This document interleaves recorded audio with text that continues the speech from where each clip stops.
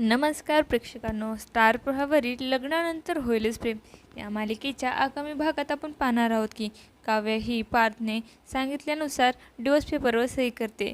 तिकडे आपण पाहतो जीवा देखील नंदिनीने दिलेल्या डिवोर्स पेपरवर सही करतो आणि तेव्हा पार्थ, नंदिनी, काव्य आणि जीवा सर्वजण अतिशय दुःखी झालेले असतात. त्यानंतर आपण पाहतो घरामधून कोर्टामध्ये जाण्यासाठी पार्थ, काव्य निघालेले असतात. त्यावेळेस मानिनी त्यांना थांबवते आणि बोलते, आज तुम्ही लवकर बाहेर जात चालला आहात.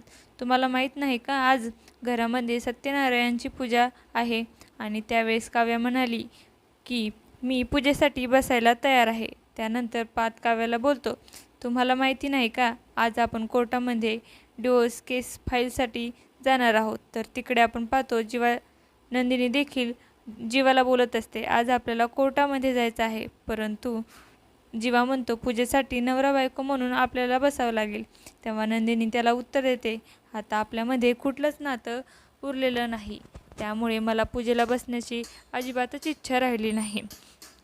त्यामुळे जीवाला आता खूपच वाईट वाटते. आता येणाऱ्या भागामध्ये घरात ठेवलेल्या सत्यनारायणच्या पूजेसाठी काव्या, जीवा, नंदिनी त्याचप्रमाणे पार्थ हे बसणार का, हे पाहणं खूपच रंजक ठरणार आहे. तुम्हाला जर आपला व्हिडिओ आवडला असेल तर चॅनलला लाईक, शेअर आणि सबस्क्राईब करायला विसरू नका. धन्यवाद.